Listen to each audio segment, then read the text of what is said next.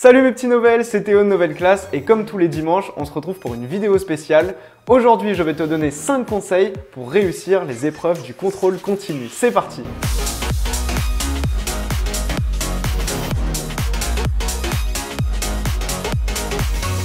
Alors comme tu le sais, avec la réforme du bac 2021, 40% de ta note finale au bac, c'est du contrôle continu. Si tu es en première, à la fin du deuxième trimestre, tu vas passer des épreuves de contrôle continu en histoire-géographie et en langue vivante. Et à la fin du troisième trimestre, tu vas repasser les mêmes épreuves, plus l'épreuve d'enseignement scientifique, plus l'épreuve de spécialité que tu ne garderas pas en terminale. Alors ça fait beaucoup d'épreuves et le pire dans tout ça, c'est que les notes que tu auras à ces différentes épreuves vont compter pour ta note finale au bac. Non! Mais pas de panique, chez Nouvelle Classe, on est là pour t'aider et aujourd'hui je fais cette vidéo pour t'apprendre 5 conseils pour réussir et aborder sereinement les épreuves du contrôle continu. C'est parti!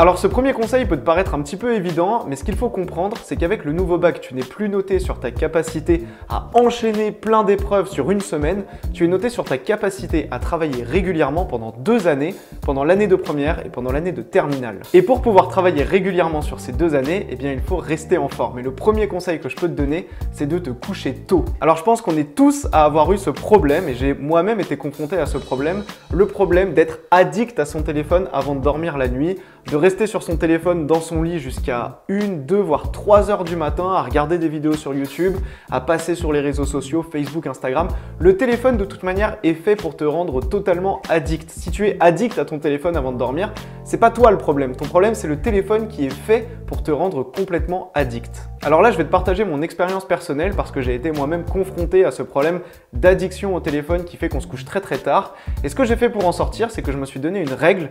Un jour donné, tac, d'un coup, je me suis dit à partir d'aujourd'hui, le téléphone dans mon lit, c'est interdit. Ça veut dire que je m'autorisais à aller sur les réseaux sociaux, sur YouTube, etc.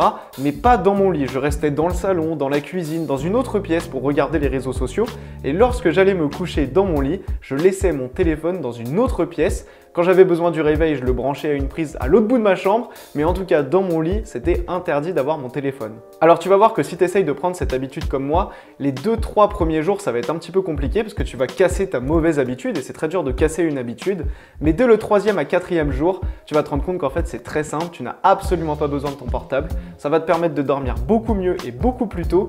Et dès 2 ou 3 jours, tu vas te rendre compte que tu te sens beaucoup mieux physiquement, tu te sentiras super bien. Mon deuxième conseil, c'est de t'organiser efficacement pour réviser et pour ça, je te conseille pour chaque chapitre de faire 3 fiches. Une fiche de cours pour connaître les notions, une fiche de méthode pour apprendre à appliquer les notions que tu as vues dans le cours et une fiche d'exercice corrigé pour t'entraîner sur des exercices. Ça va te permettre de réviser hyper efficacement pour tes contrôles, ça a été prouvé et c'est exactement comme ça qu'on travaille sur Nouvelle Classe. Tu l'as peut-être remarqué, on te propose en moyenne 3 vidéos par chapitre, une vidéo de cours, une vidéo de méthode et une vidéo d'exercice corrigé. Et dans chaque vidéo, on fait une fiche en même temps que toi pour que tu saches exactement comment construire tes fiches de révision. Du coup, je te conseille de réaliser 3 fiches, c'est ce qui te permettra à chaque fois de réviser le plus efficacement.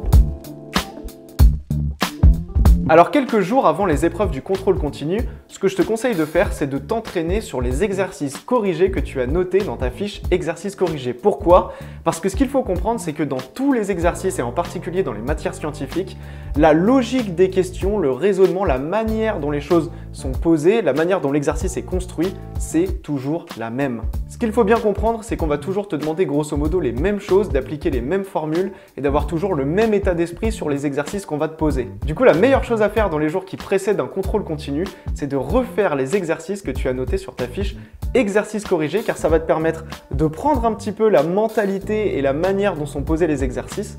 Et lors du contrôle, ça te paraîtra extrêmement simple puisque tu les auras vus juste avant, tout simplement.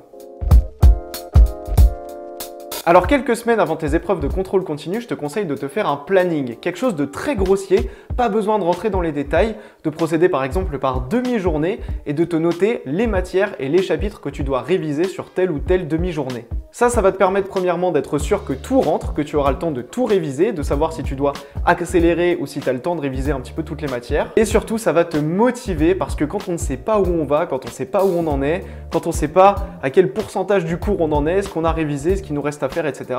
Quand on est perdu, c'est totalement démotivant et ça, je peux te le garantir. Ça m'est arrivé de me retrouver complètement perdu dans mes révisions et je me suis rendu compte que la meilleure chose à faire pour pas se retrouver dans cette situation et être complètement démotivé, eh bien c'est à l'avance de se faire un petit planning. Donc par exemple, ça peut être 2 semaines avant une épreuve du contrôle continu et tu te fais un planning avec tous tes temps libres et tu notes ce que tu dois réviser sur tel créneau et tel créneau. Ça va te permettre de réviser efficacement, de rester motivé, d'être productif. Bref, fais-toi un planning de révision.